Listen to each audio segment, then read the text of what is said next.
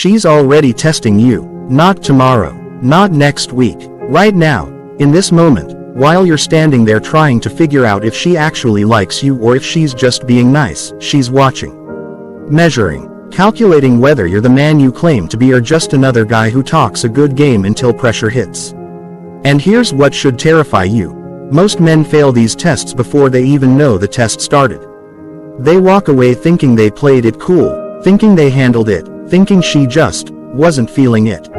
Wrong. She was feeling something. She was feeling that you weren't ready. That you couldn't hold the frame. That when she pushed, you crumbled like wet paper. You don't get a study guide for this. No one sends you a syllabus. These tests are invisible, embedded in casual conversations, in the silence between texts, in the way she looks at you after you say something you thought was clever. They're designed to bypass your conscious mind and strike directly at your core.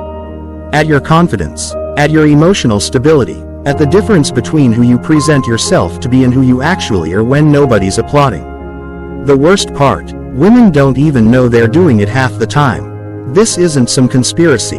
It's biological, evolutionary. Her nervous system is running background checks on you constantly, searching for proof that you're either solid enough to trust or dangerous enough to discard. And every time you fail, she doesn't tell you. She just quietly moves you from the potential column to the never mind column. No explanation, no feedback, just gone. You've been there. The conversation was going well, then suddenly it wasn't. The vibe shifted and you couldn't name why. You replayed it later, analyzing your words, your jokes, your outfit. You missed the test. You missed the moment where she threw something at you. A comment, a challenge, a withdrawal, and you responded like every other guy who's disappointed her before. But not tonight. Tonight, you're going to see the matrix. You're going to recognize these tests in real time, understand what they actually mean, and most importantly, you're going to understand why most men respond in ways that kill attraction instantly. This isn't about manipulation. This isn't about tricks or lines or techniques. This is about becoming the kind of man who doesn't need to pass tests because tests don't threaten him. If this hits, leave a like. Picture this. You're talking to her, things feel good, there's momentum, and then she says something that stops you cold. Maybe it's about another guy. Maybe it's a comparison that makes you feel small. Maybe she just checks out emotionally, goes cold, looks at her phone while you're mid-sentence. Your stomach drops. That ancient panic rises up. The fear that you're losing her, that you're not enough, that if you don't do something right now she's going to slip away forever. So you do what 90% of men do. You try harder. You become nicer. You justify yourself. You ask if everything's okay. You flood her with attention, with explanations, with reassurance that you're different from other guys, that you're worth her time. You think you're saving the connection. You're actually digging your own grave. Here's the first test, the one that comes earliest and destroys most men, the withdrawal test. She pulls back energy, attention, warmth, and she watches what you do with the empty space. Most men rush to fill it. They mistake her silence for a problem they need to solve, her distance for a rejection they need to reverse. They start performing. They get clingy, or they get defensive, or they get desperate to win back her approval. And in that desperation, they prove exactly what she suspected, that their confidence was conditional. That it depended on her constant validation. That without her smile, her attention, her approval, they collapse. The man who understands this test is the opposite. When she pulls back, he stays present. He doesn't chase. He doesn't panic. He doesn't try to fill the silence with words or jokes or explanations. He lets the space exist. He lets her feel the weight of her own withdrawal. And here's the critical insight. This isn't about playing games or being cold. It's about demonstrating that your emotional stability isn't borrowed from her reactions. That you were whole before she showed up and you'll be whole if she leaves. She needs to know this. Not because she's cruel, but because she's been with men who fell apart when she needed them to stay strong. Men who made her responsible for their self-esteem. Men who turned every moment of her independence into a personal attack. She's testing to see if you'll do the same, if you'll demand that she constantly perform affection to keep you stable. When you don't, when you remain calm, when you let her have her distance without making it about you, something shifts in her perception. You become different. You become safe in a way that excites her. But it gets worse. Because the withdrawal test is just the beginning. Once she knows you won't crumble when she goes quiet, she'll find something else. She'll find the boundary you didn't know you had and she'll press it. Not to be difficult, to see if you're actually grounded or if you're just pretending. This is where most men who survived the first test fail the second. She'll say something that challenges your values. She'll make a request that inconveniences you deeply. She'll push for commitment or information or behavior that doesn't feel right to you, and she'll watch whether you abandon yourself to please her. This is the compliance test, and it comes in 1,000 forms. Sometimes it's small. Can you help me move this weekend? When you had important plans. Sometimes it's bigger. Don't you think you should? Followed by some change she wants you to make. Sometimes it's just the way she phrases things, implying that real men would do this, that good boyfriends do that if you loved her you'd prove it by. And most men fold. They fold because they think agreeing with her, accommodating her, proving their devotion through sacrifice is what creates connection. They've been taught that love means putting her first, always, without question. So they cancel their plans. They change their opinions. They swallow their discomfort and smile and say, whatever you want, and inside they feel themselves getting smaller, disappearing, becoming a supporting character in the movie of her life. She feels it too. She feels the weakness masquerading as kindness. She feels that there's no floor to you, no bottom line, no place where you'll stand firm and say, this far and no further. And even if she gets what she asked for, she loses respect for the man who gave it. Because she wasn't testing your generosity. She was testing your center. She wanted to know if you could want her without needing her, if you could choose her without abandoning yourself. The correct response isn't refusal or aggression. It's presence. It's being able to say, with genuine calm, I can't do that, and here's why, or, that doesn't work for me, or even just, no, without the paragraph of justification. It's showing her that your kindness is a choice, not a compulsion. That you give from abundance, not from fear of losing her. This is the paradox that breaks most men's brains. She wants you to want her, but she needs you to not need her. The moment need enters the equation, attraction curdles into obligation. Subscribe if you see the pattern. By now you're realizing these tests aren't obstacles to connection. They are connection. They're the only way she can feel safe enough to open, to surrender, to trust you with the parts of herself she doesn't show the world. Every test you pass doesn't just bring you closer to her, it brings her closer to herself. It proves that her instincts can relax, that she doesn't have to stay guarded, that she can stop performing and just be. But there's a test coming that hits deeper than withdrawal or compliance. It's the one that attacks your very identity as a man, and it comes disguised as intimacy. She starts asking about your past, your failures, your fears, the moments where you weren't strong, weren't successful, weren't enough. She wants to know about the ex who hurt you, the business that failed, the time you cried, the insecurity that wakes you up at 3 a.m. And she asks with such softness, such apparent caring, that you feel safe to finally tell the truth. To unburden yourself, to be vulnerable in the way all the articles say you should be.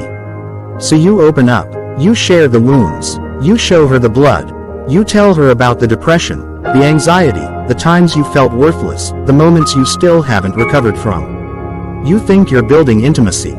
You think you're showing her you trust her. You think you're being brave. And maybe you are, but you're also failing the test. This is the vulnerability test, and it's the most dangerous because it feels like the right thing to do. Modern culture screams at men to be open, to express emotions, to reject toxic masculinity and embrace their full humanity. All of that is true. All of that is necessary. But there's a difference between sharing your humanity and dumping your unhealed trauma onto someone you just started knowing. There's a difference between vulnerability as strength and vulnerability as neediness disguised as honesty. When you lead with your wounds, when you make your pain the centerpiece of your identity, when you use her as your therapist before she's earned that role, you're not showing her your depth. You're showing her your emptiness. You're showing her that you haven't integrated these experiences, that you're still living inside them, that you need her to validate your suffering to feel okay about yourself. The man who passes this test understands that vulnerability is a gift, not a burden. He shares his struggles from a place of having survived them, not from a place of still drowning in them. He can talk about his darkness because he's made peace with it, because it doesn't define him anymore. He doesn't need her to fix him, to save him, to tell him he's still worthy. He already knows, and that knowing is what makes his openness attractive rather than exhausting. She's not looking for a perfect man. She's looking for a man who's done the work, who's been through fire and come out tempered rather than broken. When you share from that place, when you can mention the hard things without needing her reaction to determine how you feel about yourself, you demonstrate emotional maturity that most men never achieve.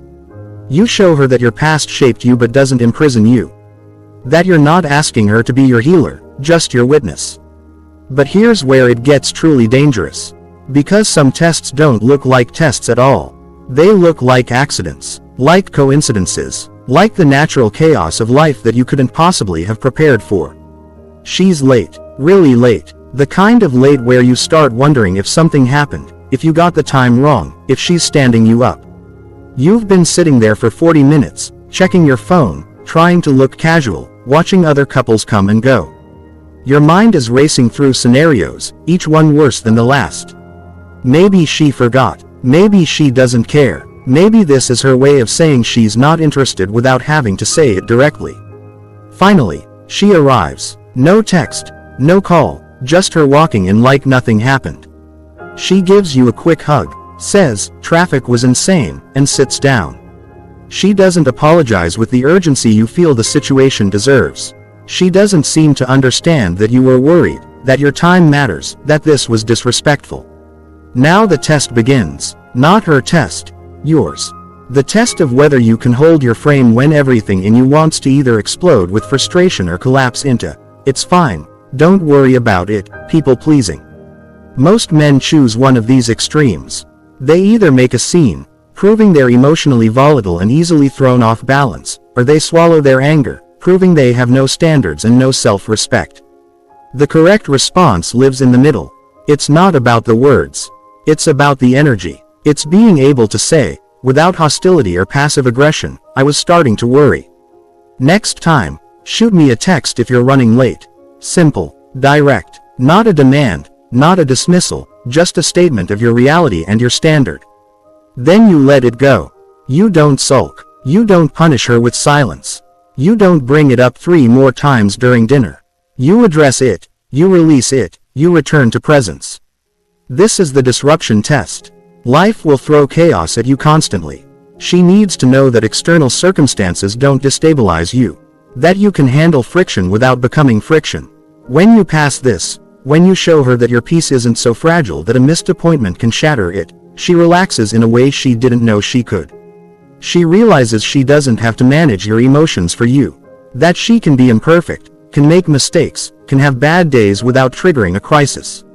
It gets worse, because the tests keep escalating. They have to. Once she knows you won't break from small pressures, she needs to know if you'll break from big ones. From the pressures that touch your deepest insecurities, your most hidden fears, the parts of yourself you keep locked away even from your own awareness. She'll bring up other men. Not obviously, not cruelly, but casually. A story about her ex who was amazing at something. A mention of a coworker who keeps asking her out. A comment about how her friend's boyfriend just did something incredibly romantic. And she'll watch your face. She'll watch for the micro expression of jealousy, the tightening of your jaw, the change in your breathing, the question you can't stop yourself from asking. Do you still talk to him? What did you say? Are you interested in him? This is the jealousy test, and it exposes whether your confidence is real or performative. Most men fail by either pretending not to care while seething inside, or by showing their hand immediately with possessiveness disguised as protection. They think jealousy proves they care. She experiences it as weakness, as evidence that you don't believe you're enough, that you're always waiting to be replaced, that your hold on her is so tenuous that any competition threatens you. The man who passes doesn't fake indifference. He genuinely isn't threatened, not because he's arrogant, but because he knows his value isn't comparative. He knows that if she wants someone else, she should go be with someone else, and he'll be fine. This isn't bluffing. This is the internal reality that creates unshakable presence. When he hears about another man, he doesn't feel the need to measure himself. He doesn't need to ask follow-up questions to assess his standing. He can say, Sounds like a solid guy, and mean it, because his sense of himself doesn't depend on being better than every other man in her history or her orbit. This confidence, not the fake kind that pretends not to care, but the real kind that actually doesn't, creates a vacuum of tension that pulls her toward him. She feels the difference. She feels that he's not trying to trap her, not trying to monitor her, not trying to win a competition that exists only in his mind. He's just there, solid, available, unworried, and that makes her want to prove that she chooses him, not because he demanded it, but because his lack of demand made her free to feel her own desire clearly. But we're not done. There's a test that comes later, when things have gotten more serious, when she's considering whether to really invest, whether to let herself imagine a future with you. This one isn't about your reactions to her. It's about your relationship to your own life. She starts asking about your ambitions, your direction, not what you do, but why you do it, not what you want, but what you're willing to suffer for. And she listens differently now. She's not impressed by the potential, by the dreams, by the, someday I'm going to. She's watching for evidence that your words and your actions align, that you're actually building something, or just talking about it, that you have discipline when no one's watching, integrity when there's no reward, commitment to something larger than your own comfort. This is the purpose test. And most men fail it without knowing they were being tested because they think she's asking about their job or their hobbies. She's not. She's asking if you're going somewhere that matters, and if there's room for her in that journey. She's asking if you have a center of gravity that isn't her, that isn't the relationship, that will keep you steady when the infatuation phase ends and real life begins. Men who fail this test have made her their purpose. They've poured everything into winning her, keeping her, pleasing her, and they've forgotten to pour anything into themselves. They're floating, directionless, using the relationship as proof that they're okay, that they're successful, that their life has meaning. And she feels the weight of that. She feels that she's not being chosen as a partner but needed as a life raft. That if she leaves, he'll drown. That his entire identity is wrapped up in her approval. The man who passes has his own mission, not as a strategy to attract women, but as the natural expression of who he is. He has things he cares about more than whether she texts back immediately. He has standards for his time, his energy, his attention that don't disappear just because she's pretty and interested. When she asks about his future, he can speak with specificity, with passion, with evidence of effort already invested. He doesn't need her to believe in his dreams because he's already believing in them himself. He doesn't need her support to keep going because he's already going. This doesn't mean he doesn't want her there. It means he wants her there as a witness and partner, not as fuel.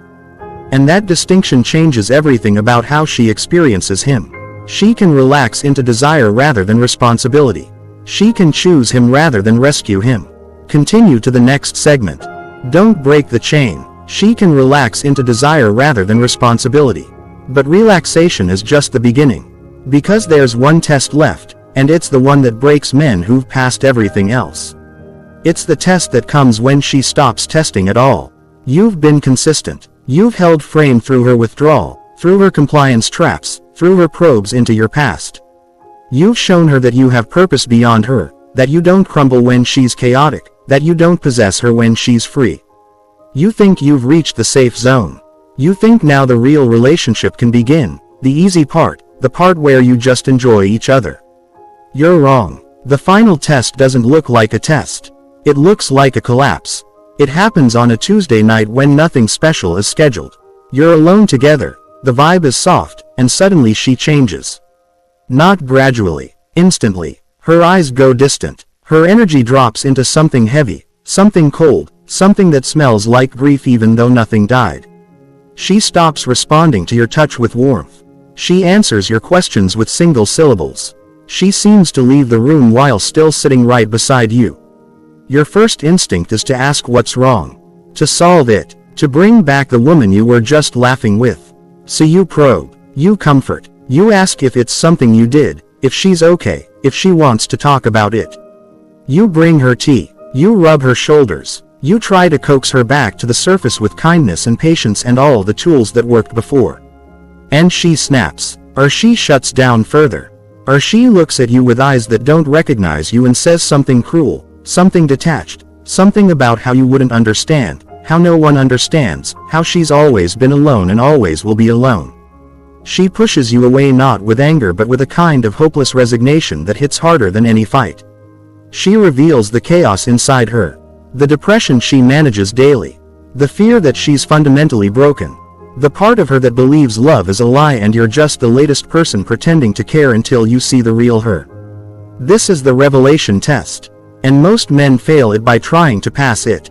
They see her darkness and they either try to turn on the lights or they run for the exit. They offer solutions, therapy suggestions, positive affirmations, desperate attempts to fix what she never asked them to fix. They take her mood personally, assuming they've failed, that they've done something wrong, that if they were truly the man she needed she wouldn't be feeling this way. Or worse, they tolerate it for a while then gradually pull away, proving her right, proving that her real self is too much, too heavy, too ugly to hold. But the hidden meaning is devastating in its simplicity. She's not broken. She's testing whether your strength is big enough to hold her when she stops performing. Whether you can love the reality, not just the potential. Whether you can sit in the dark with her without trying to drag her into the light before she's ready. The correct response is the hardest thing you'll ever do. You don't fix. You don't flinch. You don't make her mood about your inadequacy. You simply stay. You become the constant in the room. When she says she's unlovable, you don't argue with evidence of her worth. You say, "I hear you." When she pushes you away, you don't grab her or leave. You say, "I'm right here." When she goes silent, you don't fill the silence with your anxiety. You let the silence be heavy. You let it be real. You demonstrate that your presence isn't conditional on her being pleasant, that your strength doesn't need her weakness to define it, that you can hold the container of her experience without drowning in it. It gets worse, because if you pass this, if you stay steady while she falls apart, she'll open doors you didn't know existed. She'll show you the parts of herself she hides from the world. The jealousy that doesn't look like jealousy. The ambition that scares her. The cruelty she's capable of. The softness that feels like death to her. She'll test if you can handle her full spectrum, her contradictions, her capacity for destruction as well as creation. And she won't warn you before she shows you. It will come in fragments, in midnight confessions, in moments of intimacy that suddenly turn feral. Most men can't hold it.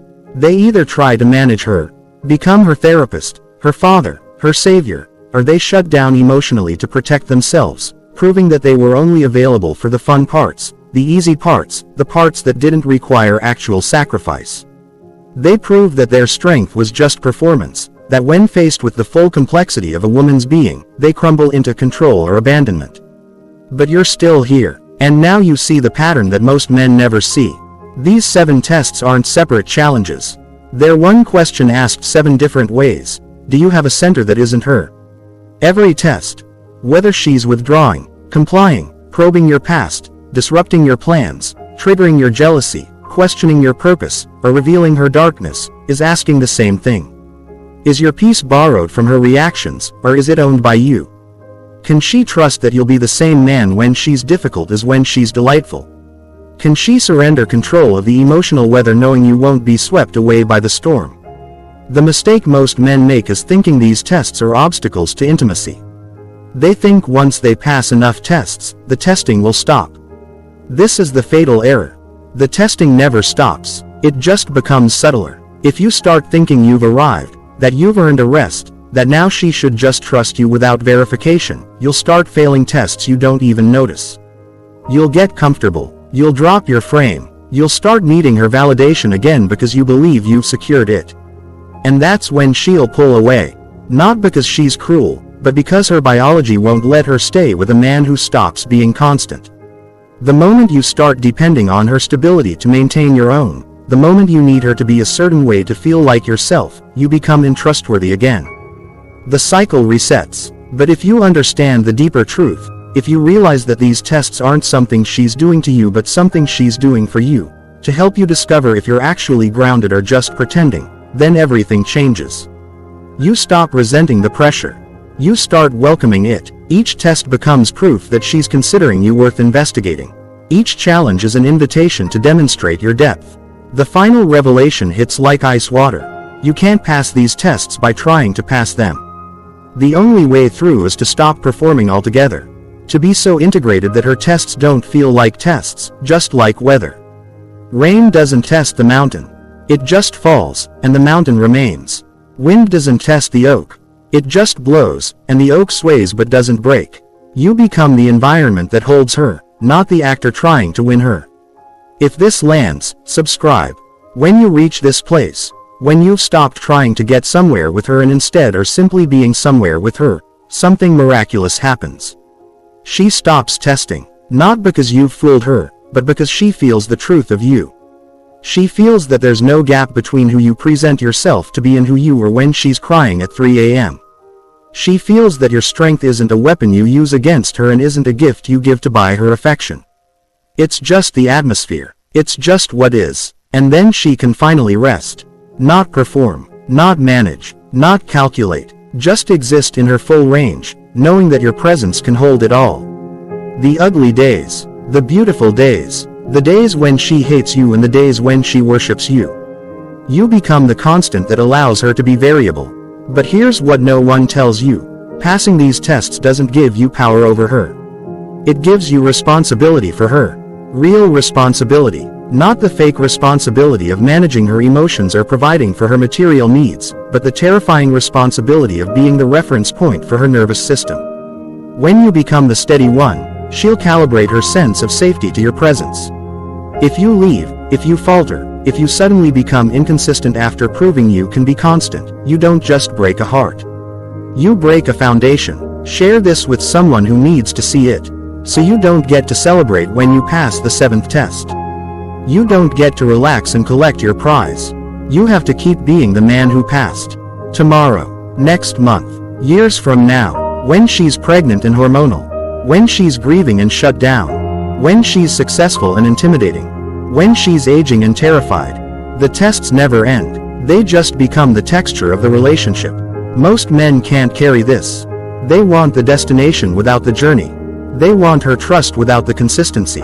They want her surrender without the strength to hold it. And so they fail, over and over, cycling through women who test them, failing in the same ways, wondering why nothing lasts, why nothing deepens, why they feel alone even when they're with someone. But not you. Not anymore. You see the matrix now. You see that every moment with her is a test, and every test is an opportunity to prove to yourself that you're actually grounded.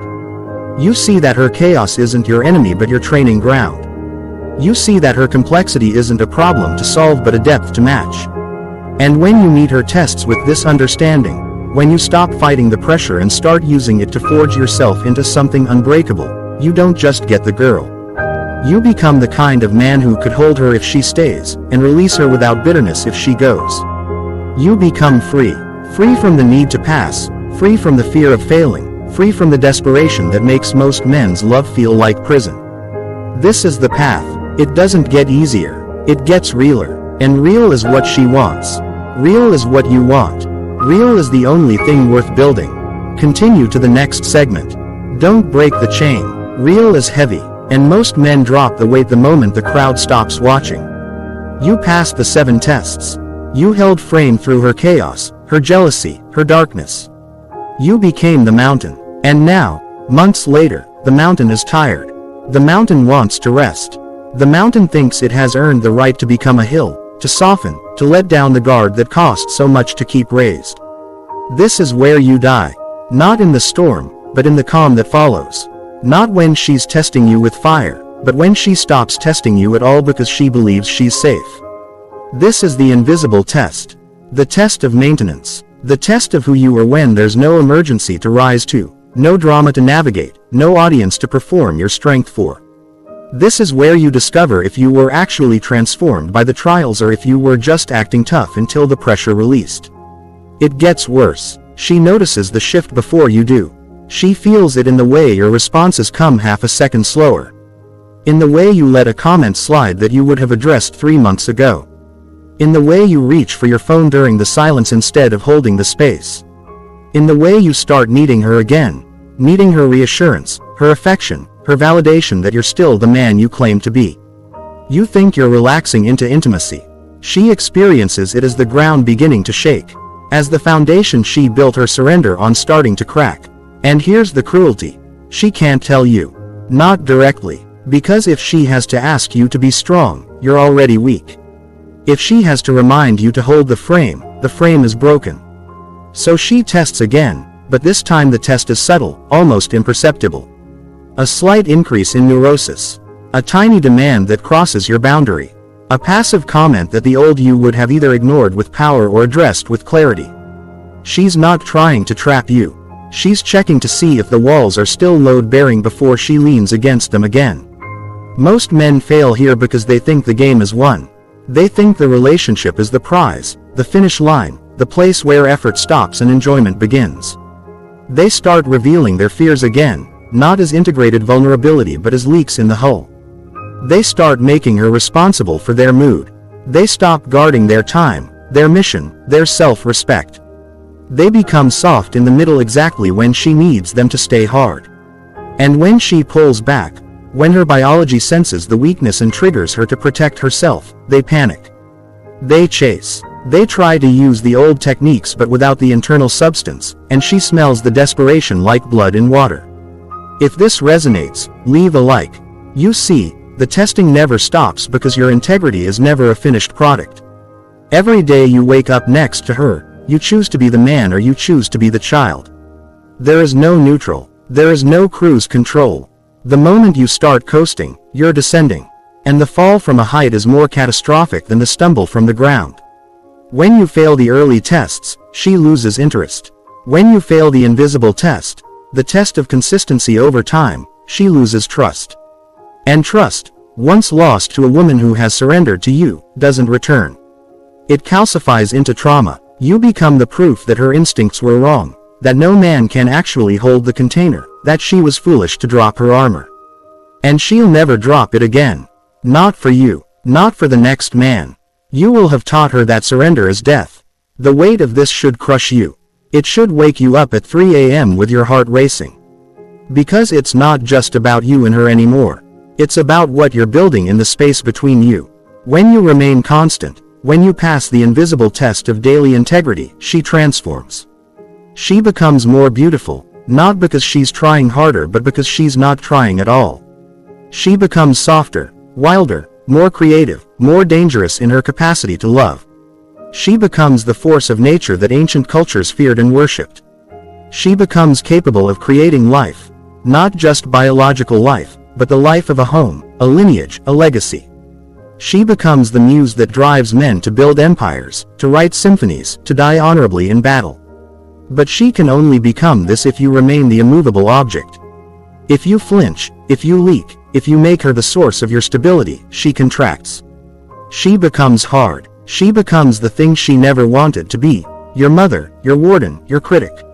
She starts managing you because you've proven you can't manage yourself.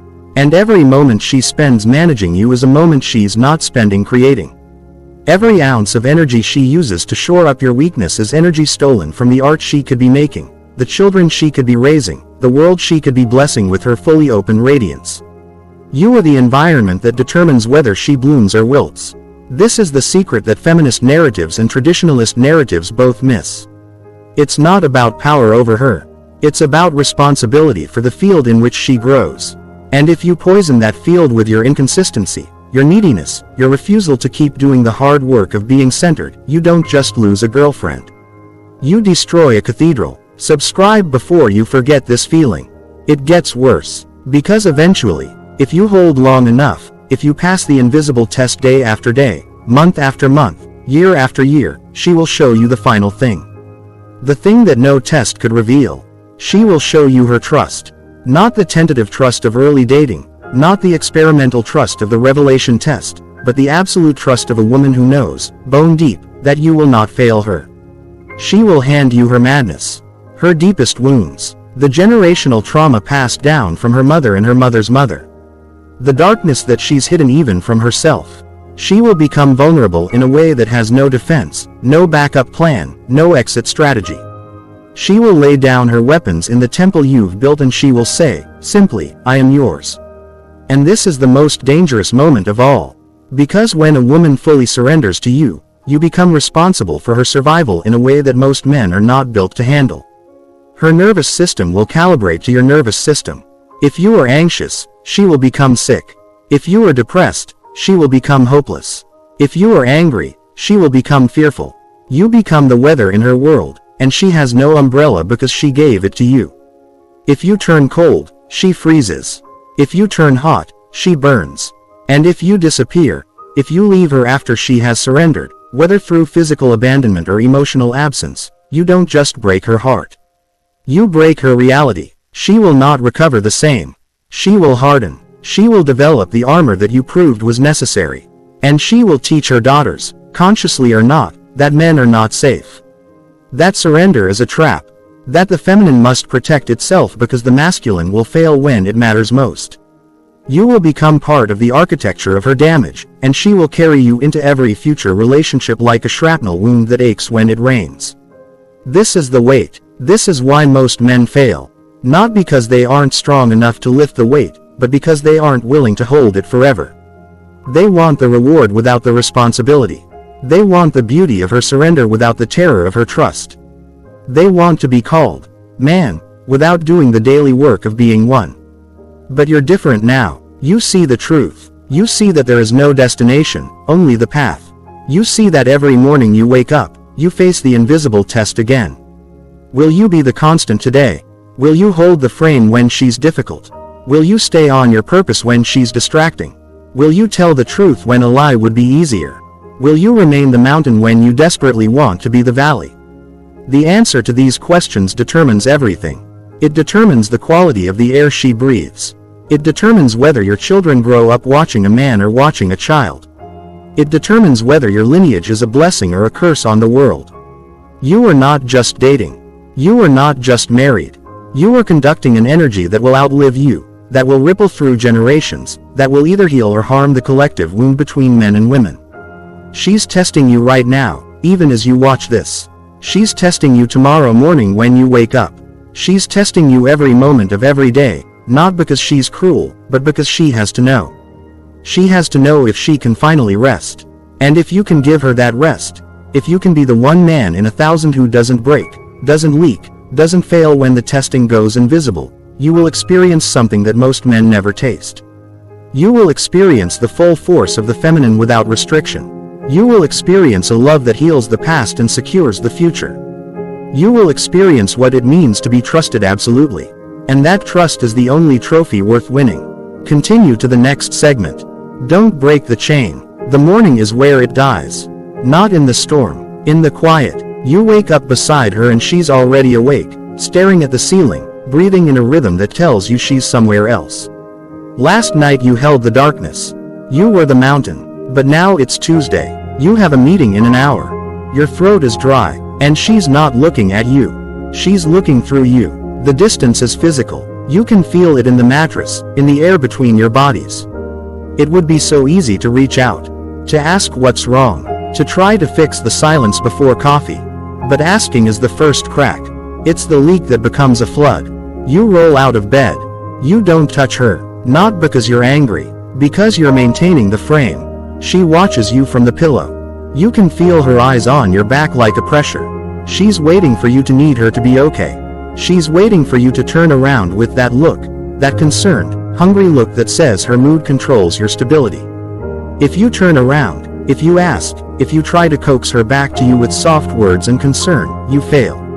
You prove that last night was performance. That your strength was conditional on her being pleased with you. That without her smile, you crumble. So you shower, you dress, you become the constant. She gets up, she moves through the kitchen like a ghost.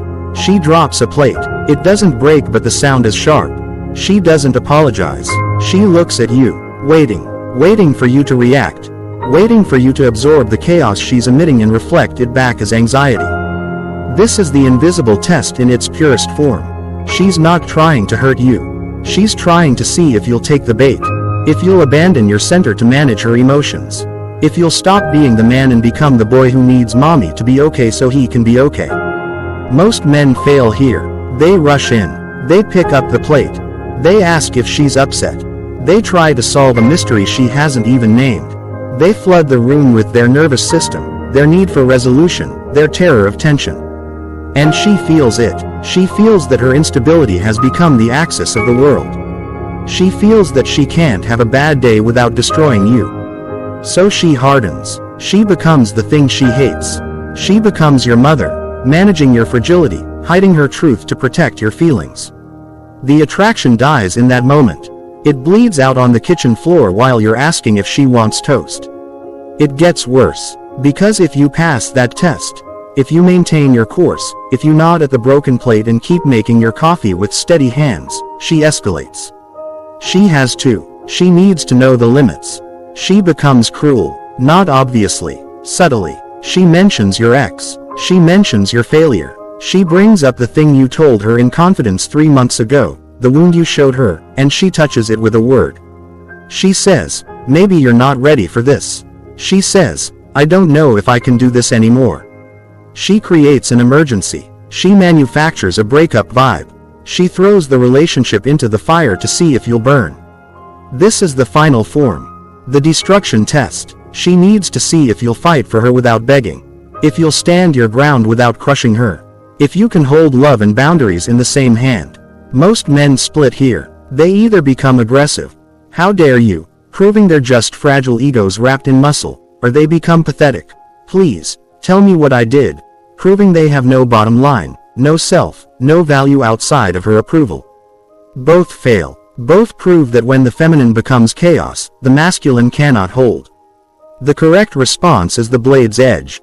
You look at her. You see her. You don't look away. You don't raise your voice. You don't plead. You say, simply, I love you. And I'm not going anywhere. But I'm not going to participate in this. Then you go. You leave the room. You go to your meeting. You hold the frame by refusing to let her chaos dictate your actions. You choose reality over drama. You choose your purpose over her manipulation. And you do it with love. Not resentment. Not coldness. With absolute presence. If this cuts, leave a like. She will follow. Not immediately. But she will follow. Because you just proved that you can hold her dark feminine. You proved that she can be the storm, the hurricane, the destroyer of worlds, and you will remain. You won't break. You won't bend. You'll stand in the wind and let it pass through you. And when she exhausts herself, because chaos always exhausts itself, she will find you still standing. Still steady. Still choosing her even when she was unchoosable. That is the only proof that matters. That is the only evidence that you're not another man who talks about strength but crumbles when the feminine shows its teeth. But here is the deeper secret. The one that breaks the matrix. She doesn't want to be the storm. She hates being the storm. It costs her everything to test you like this. She's fighting her own biology, her own fear, her own trauma, to see if you're real. And when you prove you're real, when you pass the destruction test, she can finally stop. She can become soft. She can become the water instead of the wave.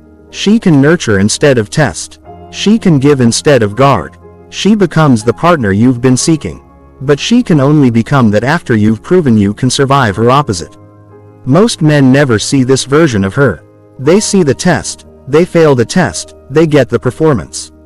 They get the woman who's managing them, who's calculating, who's holding back. They never taste the nectar because they couldn't survive the venom. You have to drink both from the same cup. You have to take her cruelty and her kindness without preference. Without needing one over the other. You have to want her when she's destroying the room as much as when she's decorating it. That is the test of the masculine. That is the initiation that never ends. It gets darker. Because sometimes you pass all the tests and she leaves anyway. Sometimes you hold the frame perfectly and she walks out the door. And here is the final trap, the one that snares even strong men. The belief that passing tests earns you permanence. It doesn't. Passing tests earns you clarity. If she leaves while you're holding the frame, she was never yours to hold. If she stays while you're bending, you've trapped her in a prison of your weakness. The goal is not to keep her. The goal is to be the man regardless of her choice. This is freedom. Terrible, heavy freedom. The freedom to lose her and remain intact.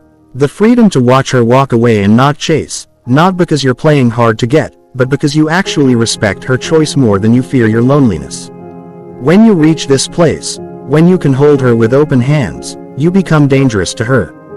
Because she can't control you with her coming or going. She can't trap you with her love or punish you with her absence. You're free. And freedom is the most attractive thing in the universe. Subscribe if you're ready to hold this. She feels your freedom. It terrifies her. It excites her. It makes her want to surrender completely because she knows you won't use her surrender against her. You won't become dependent on it. You won't demand she stay soft to keep you hard. You allow her the full range of her humanity because you have the full range of yours. You don't need her to be small so you can feel big. You don't need her to be weak so you can feel strong. You are what you are, with or without her reflection. And then, if she stays, if she chooses you after all the testing, after the destruction, after the proof, you get the real prize. Not the relationship, not the sex, not the status. You get the mirror. She becomes the mirror that shows you where you're still weak, where you're still leaking, where you're still performing rather than being. She will show you your blind spots with devastating accuracy. She will trigger you in ways that force you to grow or leave. She will not let you rest on your laurels. She will demand you keep becoming. This is the forever test. The test of maintenance. The test of who you are when there's no drama, no emergency, no obvious challenge. Who are you on a boring Wednesday? Who are you when she's sick? Who are you when she's successful and you're struggling? Who are you when you want to quit? If you can hold presence in the mundane, if you can maintain your mission when the romance becomes routine, you pass. If you start seeking drama to feel alive, if you create chaos when things are calm, you fail. You prove you were just an addict, not a man. The chain continues. The testing evolves. But now you see. Now you know that every moment is the test. Every breath is the choice. Be the mountain. Let her be the weather. Hold the space. Hold her without holding her captive. Love her without needing her. Choose her without chaining her. And when you die, because you will die having been real. Having held the weight. Having passed the only test that matters. The test of your own integrity. Continue to the next segment. Don't break the chain. She finally surrenders. Not with words. With her breath. You feel it in the dark at 3 a.m. The way her body settles against yours like sediment falling to the bottom of a lake. The way the tension drains from her shoulders like poison leaving a wound she's carried since childhood. Since her father left. Since her first betrayal. Since she learned that men were dangerous and love was war. She's not holding the shield anymore. She's not calculating her next move, her next test, her next defense. She's not managing your perception of her. She's not performing the cool girl or the good girlfriend or the unneedy woman. She's just here, naked in every sense, vulnerable in a way that terrifies you more than her chaos ever did. Because now you have to hold something sharper than conflict. You have to hold her peace. And peace is heavier than war. It's denser. It requires more structure to contain. Any fool can handle a fight. Only a king can handle silence. Most men fail here. They've trained for battle. They've built armor for the testing, the chaos, the destruction. They know how to stand in the hurricane and look cool. They know how to be witty when she's cruel, how to be steady when she's chaotic, how to be mysterious when she's curious. But they don't know how to stand in the sun. When she finally stops fighting, when she becomes soft, open, generous, when she starts giving instead of guarding, when she becomes predictable and kind and available, they get bored. They get restless. The silence feels like abandonment. The ease feels like indifference. They start picking fights over nothing. They criticize her cooking. They become emotionally unavailable to see if she'll chase. They flirt with other women to feel the edge again. They manufacture crises because they were never actually strong. They were just good at responding to weakness. They destroy what they fought for because they were addicted to the fight, not committed to the woman. They were warriors pretending to be kings, and kingdoms require administration, not just conquest. They require maintenance when the glory has faded. It gets worse. Because her surrender is not a finish line. It's a transmission. She's handing you something radioactive. Her trust, her openness, her capacity to create life, art, beauty, chaos, destruction, healing. She's handing you the power to destroy her completely, and she's choosing not to protect herself anymore. And if you're not ready, if you're still the boy who needed to win, who needed the chase to feel alive, who needed her resistance to feel valuable, you'll contaminate it immediately. You'll start testing her back. You'll withdraw emotionally to see if she'll chase. You'll become jealous of her male friends to see if she'll reassure you. You'll create emergencies because the silence of a healthy connection feels like death to your ego. You'll turn her peace into your hunting ground. You'll mistake her rest for compliance and you'll get lazy, soft, demanding. You'll stop working out. You'll stop leading. You'll start needing her to need you. And if she doesn't perform neediness, if she stands on her own 2 feet within the relationship, you'll feel useless and resentful and angry at her for being whole. You see the trap. You passed the tests. You became the mountain. But mountains don't demand storms to prove they're mountains. They just are. And if you find yourself missing the chaos, missing the challenge, missing the adrenaline of her testing you, if you find yourself nostalgic for the drama, you've learned nothing. You've just become a better actor, a more sophisticated manipulator, and she will feel it. Her body will know before her mind. She will tense again. She will start testing again. Not because she wants to, but because your restlessness triggered her survival instinct. She'll sense the predator beneath your peace, the boy demanding entertainment, the narcissist who needs her to be in crisis to feel important. And she'll armor up to protect herself from your boredom. The real test is this: can you handle her love? Not her challenge, not her resistance, her love. Can you receive it without needing to earn it every day? Can you be nourished by her without becoming dependent on that nourishment? Can you let her serve you, adore you, surrender to you, cook for you, pleasure you, without using that power to fill your emptiness? Can you be the king who is served without becoming the tyrant who demands service? Can you let her submit without dominating her spirit? This is where the actual danger lives.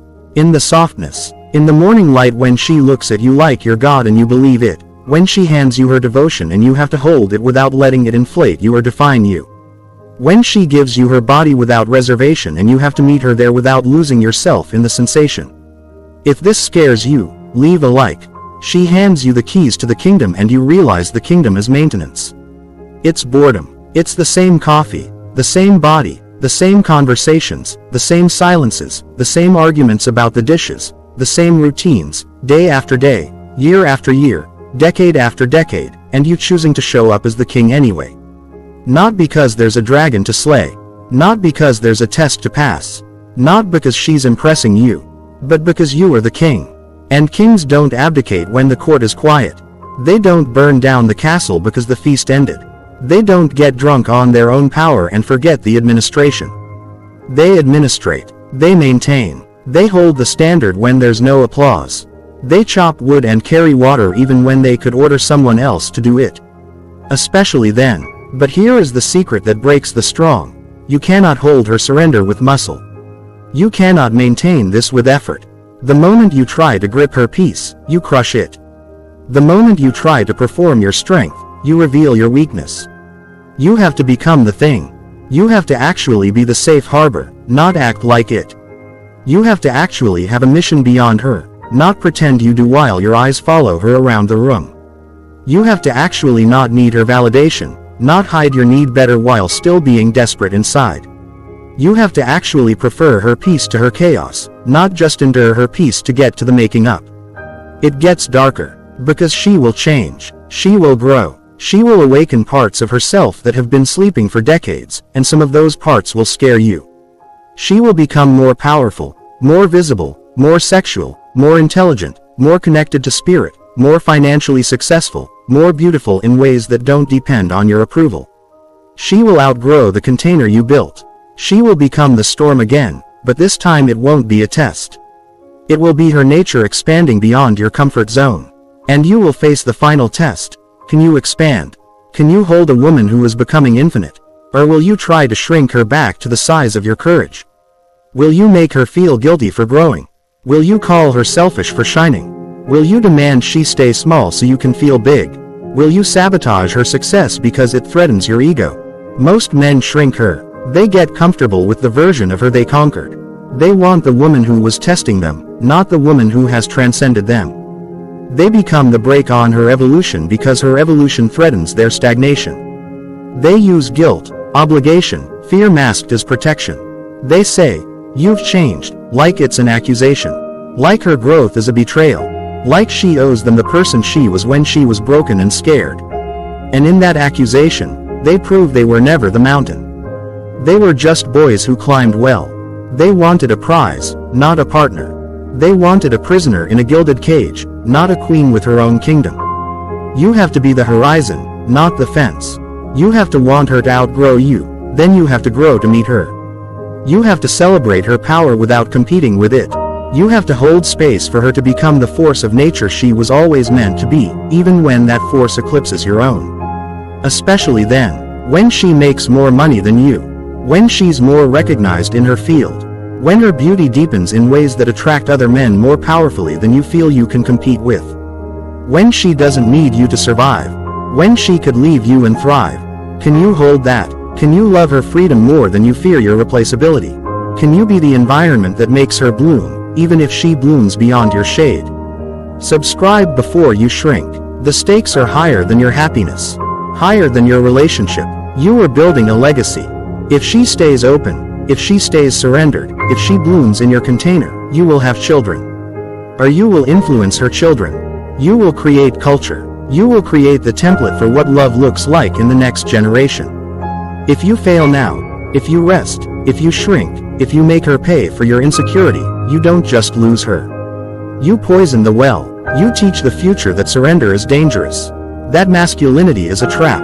That love is war. You become the reason she teaches her daughter never to trust. You become the ghost that haunts her son's inability to commit. You become the ancestral wound. She watches you when you don't know she's watching. When you're working. When you're tired. When you think she's asleep and you're staring at the ceiling wondering if you're enough.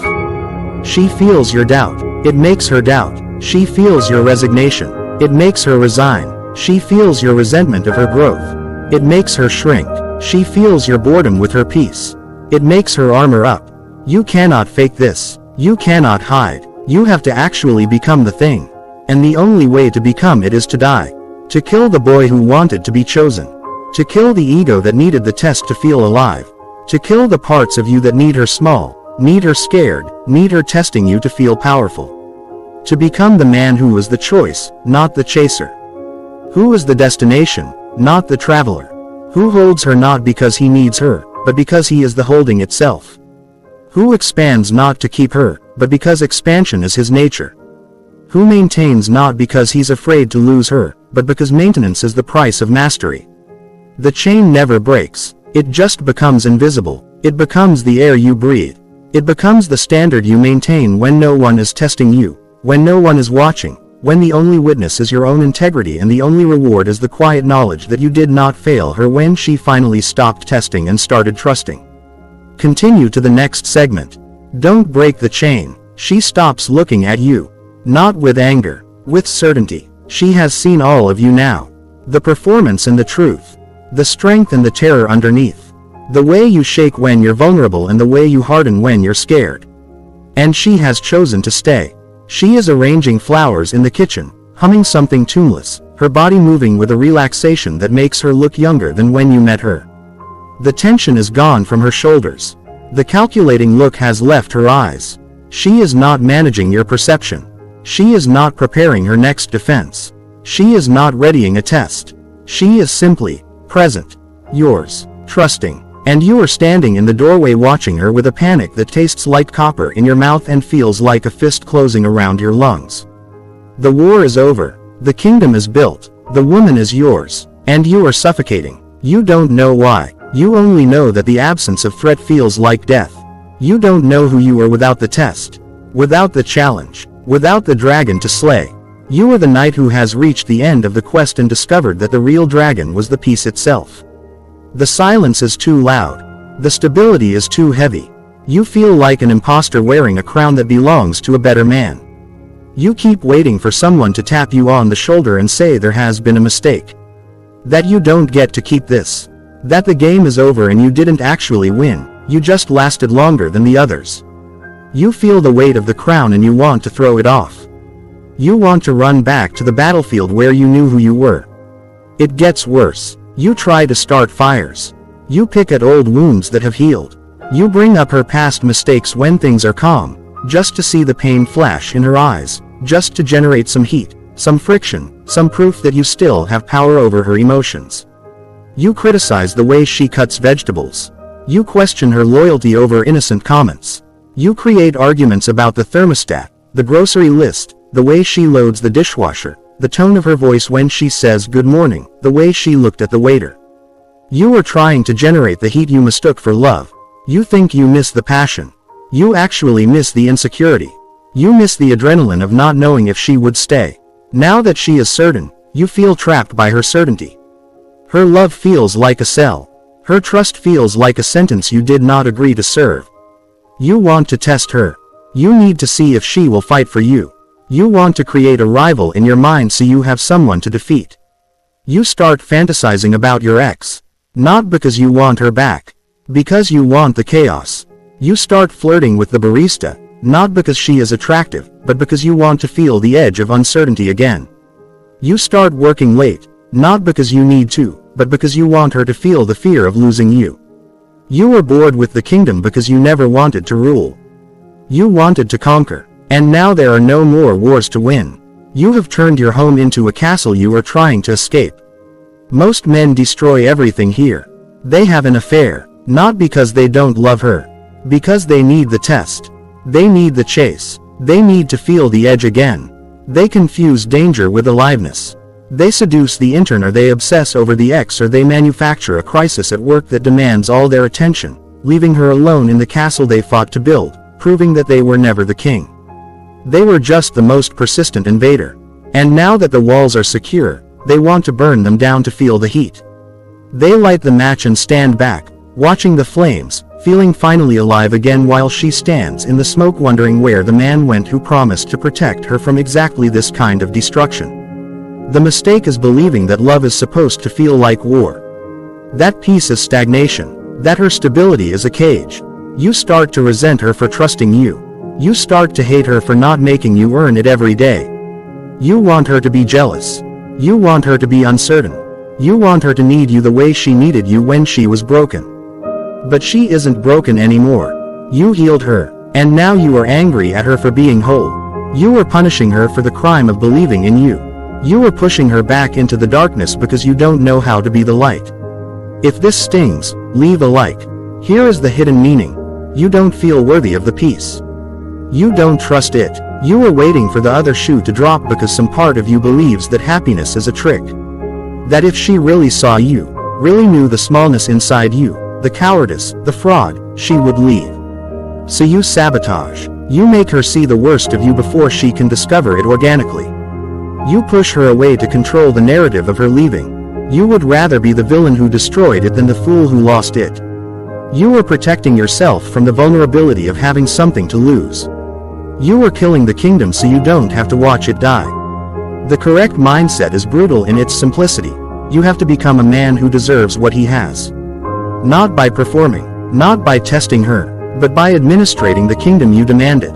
You wanted the surrendered woman. Now you have to hold her. You wanted the trust. Now you have to be trustworthy when no one is watching. You wanted the peace. Now you have to maintain it. And maintenance is boring. Maintenance is humility. Maintenance is the man who chops wood when he could be hunting dragons. You have to learn to love the boredom. You have to learn that the highest form of masculine power is not conquest but conservation. Keeping what you won. Protecting what is soft. Tending the garden instead of burning the field. You have to become the king who shows up to court even when there are no petitioners, even when the treasury is full, even when the enemy is dead. You have to be the mountain in the spring, when there are no storms, just the slow green growth that requires patience, not heroism. It gets darker, because eventually, a real dragon appears. Not the ones you imagined when you were bored. Not the fantasy rival you created in your mind to feel competitive. A real one. A man who is taller, richer, more present. Someone from her past who reappears with better timing, carrying the maturity he lacked when he knew her before. Or someone new who sees what you have built and recognizes its value better than you do. And he is better than you in measurable ways. He has credentials you don't have. He has a body you don't have. He has the time you don't have. He has the emotional vocabulary you are still learning. He remembers the details she mentions. He looks at her like he knows what he is seeing. And he is looking at her like she is the prize he should have won. Your stomach drops into your shoes. Your hands go cold. The ancient panic returns. But this time it is real. This is not a test she manufactured to see if you would flinch. This is actual competition, actual threat. The thing you feared is standing in your doorway, flesh and blood, smiling at your woman with recognition in his eyes. He knows her, or he wants to, and he is not a cartoon villain. He is a good man, maybe a better man, and he is waiting for you to fail. He is watching to see if you are the mountain or just the sand dune. Most men fail catastrophically here. They become possessive. They forbid her from seeing him. They sulk. They compete. They try to out-gym him or out-earn him or out-romance him. They make him the axis of their world. They turn their relationship into a comparison. They demand reassurance. They monitor her phone. They become the weak, scared boy exactly when she needs the man. And by trying to hold her tighter, they push her toward him. They prove his superiority by their reaction to him. They show her that he is the calm one, the confident one, while they are the terrified child clinging to her leg, begging her not to look at the other option. They turn a passing thought into a compelling choice. The hidden meaning is devastating. If you have to fight for her, you have already lost her. If you have to compete, you have already admitted he is a valid option. You have lowered yourself to the level of comparison. You have become the petitioner, not the king. You have shown her that you believe she is up for grabs. And if you believe it, she will feel it. And if she feels it, she will start to wonder if you were right. She will start to look at him not because she wanted to, but because you showed her the door. The correct response is the blade. You do not mention him. You do not ask about him. You do not compete with him. You select. You look at her and you see if she is still choosing you. If she is, you continue being the man. If she is not, you let her go.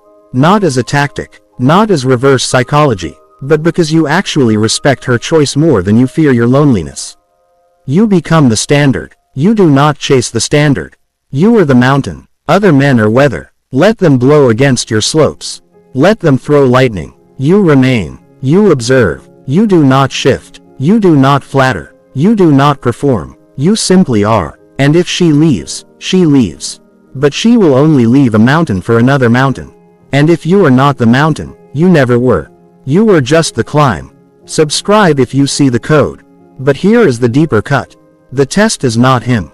The test is you. Can you handle the reality that she could leave? That she has options? That your value is not guaranteed? Can you continue to be the man knowing that today, right now, she is comparing? Not because she is cruel. Because she is alive. Because every day she chooses is a day she could not choose. And if you try to remove her choice, if you try to make her stay through guilt or obligation or fear, you kill the very thing that makes her staying meaningful. You turn love into captivity. And captivity is not a victory. It is a prison you both serve time in. It is a slow death dressed as safety. You have to want her freedom more than you want her. This is the paradox that breaks the possessive heart. You have to hold her with hands that are completely open. Not because you are certain she will stay, but because you are certain you will survive if she leaves. And that certainty, that genuine lack of need, is the only chain that can hold a free woman. It is the only frame that can contain her infinite nature. She will only surrender to a man who does not need her surrender to feel whole. She will only stay with a man who is complete without her. It gets worse, because time is coming, not the abstract concept, the specific thief. You will age, your body will betray you, your testosterone will drop, your knees will ache, your mind will slow, the things you built will outgrow you, your children will become adults who don't need you, your business will run without you. Your woman will become wise in ways you cannot teach her. Her beauty will change from the bloom of youth to the depth of experience, and you will have to love both without mourning either. You will watch her become more powerful as you become less powerful. And you will face the final test, the test of your own death. You will lie in bed someday, maybe next to her, maybe alone, and you will feel the end approaching. Not metaphorically, actually, the machinery winding down, the cells ceasing to divide. The breath becoming shallower, the light in the room changing quality, and you will have to face what you built. Whether it stands without you, whether she stands without you, whether you created something eternal or just delayed your own irrelevance, whether you were the mountain or just the sandcastle that looked solid until the tide came in, whether you passed the tests or just cheated on them. Most men fail this test before they die. They cling. They try to control the legacy. They manipulate their children into staying close. They make their wives promise never to love again. They rage against the dying of the light instead of passing the torch. They prove in their final years that they were never the king. They were just the tyrant who couldn't bear to be forgotten. They die fighting the inevitable, proving that they never understood the point of the kingdom was never for them. It was for everyone after. They poison their final days with fear and make everyone around them smaller just so they don't feel alone in their shrinking. The correct mindset is creation beyond consumption. You have to build the kingdom for the kingdom, not for the crown. You have to raise children who can surpass you. You have to love a woman who will outlive you and probably love again. You have to be the foundation that supports the house even when the foundation is buried and forgotten. You have to die empty, having given everything, having held nothing back for the grave. You have to become the ancestor who blesses from the soil, who does not haunt, but nourishes, who does not cling, but releases, who looks at the end not as defeat, but as the final completion of the architecture. This is the final frame, the one that holds all the others. When you can look at your own end without terror, when you can release her to her future without jealousy, when you can pass the mantle without regret, you have passed the only test that ever mattered. You have proven that you were not just a man seeking validation. You were the validation itself. You were the mountain that weathered every storm and asked for nothing but the chance to hold the ground. You were the constant in her chaos. You were the permission she needed to be free.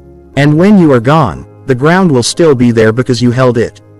The castle will still stand. The children will still thrive. She will still be powerful. And that is the only immortality worth having. Continue to the next segment.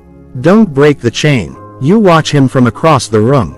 He is 23, maybe 24. He is talking to a woman who looks like she could destroy him with a single sentence, and he is leaning in too far. His shoulders are forward. His laugh is one beat too late. He is agreeing with something she said that he doesn't actually believe, and you can see the lie in the tension at the corner of his jaw. You know this moment. You have lived this moment 1,000 times in your own skin. You want to cross the room. You want to grab his arm. You want to tell him that he is failing the first test right now, in real time, that she is watching him borrow confidence from her approval and that she is already moving him into the column of men she will forget. You want to save him the way no one saved you. But you stay seated, because you know something now that you didn't know when you were him. The chain cannot be broken by force. It can only be forged in fire. It gets worse. You see the mistake before he does. You see the way he reaches for his phone when she looks away, checking to see if she has texted back, checking to see if he still exists in her digital attention. You see him calculating his response time. You see him refraining from ordering the steak he wants because she is eating salad and he wants to match her. You see him performing masculinity instead of being it, and the performance is exhausting him, and she can smell the exhaustion like ozone before a storm. You remember this. You remember the calculation, the management, the way you used to hold your breath through entire conversations, waiting for the signal that you had passed, that you were chosen, that you were safe. You want to tell him that safety is the trap. You want to tell him that her approval is the bait on the hook that will keep him hungry forever. But your mouth stays closed, because you know he has to feel the hook tear his cheek. He has to bleed to know what blood is.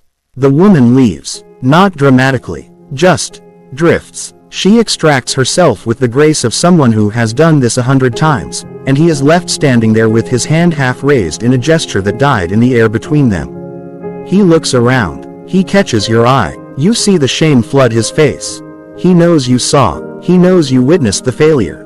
He wants to explain. He wants to tell you that she was different, that the connection was real, that he just needs another chance to show her who he really is. You want to tell him that who he really is exactly what he showed her. A man who borrows his center. A man who rents his confidence. A man who treats love like an exam he can study for instead of a standard he either meets or doesn't. But you don't say anything. You just hold his gaze until he looks away. Because the first lesson must be learned alone. If this cuts deep, leave a like. You follow him outside, not to comfort him, to see if he will break or bend. He is sitting on the curb, head in his hands, phone in his lap, and he is doing the thing that kills men. He is replaying the tape. He is analyzing his jokes. He is wondering if his shoes were wrong, if his hair was bad, if he should have paid for her drink or not paid for her drink or mentioned his job or hidden his job. He is looking for the tactical error. He is looking for the move he missed. He doesn't know yet that there was no move. There was only the being. He doesn't know that she wasn't testing his game. She was testing his gravity. And he floated away the moment she stopped holding him down. You sit beside him. The concrete is cold. The night is the kind of dark that makes everything feel like a confession booth. He looks at you. He sees your age. He sees the lines around your eyes that weren't earned by smiling. He sees the stillness in your shoulders that makes you look like you are part of the architecture of the street instead of just visiting it. He asks you. He doesn't know what he is asking, but he asks. How do you do it? 3 words. The oldest question. The only question. You could tell him about the 7 tests.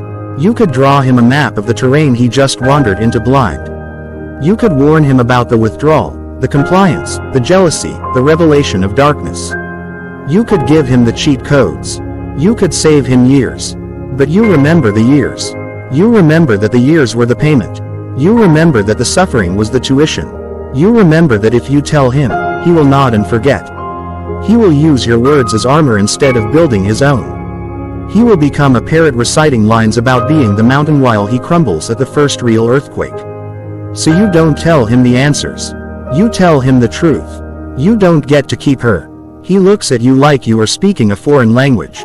He doesn't understand. He thinks love is accumulation.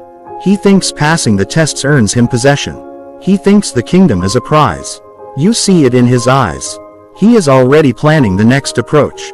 He is already rebuilding the mask. He is going to go home and watch videos and read scripts and practice lines in the mirror. He is going to try harder. And you have to let him. Because trying harder is the phase he is in. Breaking himself against the rock is the only way he will learn that he is not the waves. He is the rock, but he doesn't know that yet. He thinks he is the waves. It gets darker. You stand up. You leave him there. You walk away knowing that he will fail again tomorrow. And the next day. And the day after that. He will fail until the failing breaks him open and he realizes that the test was never about her. It was never about the women. It was never about the sex or the relationship or the kingdom. It was about him becoming the kind of man who could sit on a curb next to a broken boy and not need to fix him. It was about him becoming the transmission. The link in the chain. The ancestor who watches from the soil. You go home. She is there. She is older now. Her hair has strands of silver that catch the light like wire. She is reading in the chair by the window, and she doesn't look up when you enter because she knows your footsteps better than her own heartbeat. She knows you were there before you were there. She has stopped testing you. Not because she trusts you completely, though she does. But because she knows that you are no longer the man being tested. You are the test itself. You are the standard. You are the frame that holds her world, and frames don't shift. They don't get tired. They don't ask for validation. They simply hold. You sit across from her. You don't speak. You don't need to. The silence is the conversation. It is the decades of tests passed and failed and passed again. It is the battles fought in bedrooms and boardrooms and hospitals and gravesides. It is the weight of the crown you stopped feeling because it became your skull. You look at her and you see every version of her you have held. The tester, the surrendering, the blooming, the aging, the eternal, and you realize that the chain doesn't end with you. It goes through you. You are the link that connects the ancestors to the descendants. You are the bridge between the boy on the curb and the man he might become if he survives the fire. Subscribe if you feel the weight. The final revelation hits you now. Not with thunder, with the settling of dust. The 7 tests were never separate challenges. They were one test, fractal and infinite, repeating at every scale of existence. From the first hello to the deathbed goodbye. From the flirtation to the funeral. From the testosterone of youth to the wisdom of age. The same question, asked over and over, do you have a center? And the answer is not a word. It is a lifetime. It is the accumulation of moments where you chose to be the mountain instead of the weather. It is the choice you make again tomorrow morning when you wake up beside her and she is distant and you don't ask why. It is the choice you make when your son calls you crying because he failed and you don't fix it. It is the choice you make when your body fails and you don't rage against it. It is the choice to hold the frame until the frame is no longer needed because you have become the architecture itself. You are the chain. The chain is you, and the boy on the curb is the next link. He will pick up the test where you left it. He will fail where you failed. He will pass where you passed. And someday, if he survives, he will sit on a curb and watch another boy fail, and he will want to speak, and he will stay silent, and the transmission will continue. This is the only immortality. Not the name carved in stone. Not the fortune left behind. The standard maintained. The frame held. The silence honored. The love that was not possession but creation. You look at her. She looks up. She smiles. Not the smile of the girl who tested you. The smile of the woman who knows you. Who has seen you break and rebuild. Who has watched you become the thing you claim to be. And in that smile, you pass the final test. The test of being seen completely and not looking away. The test of being known and remaining. The test of love not as a feeling but as a structure. A load-bearing wall. A foundation. A chain that does not break.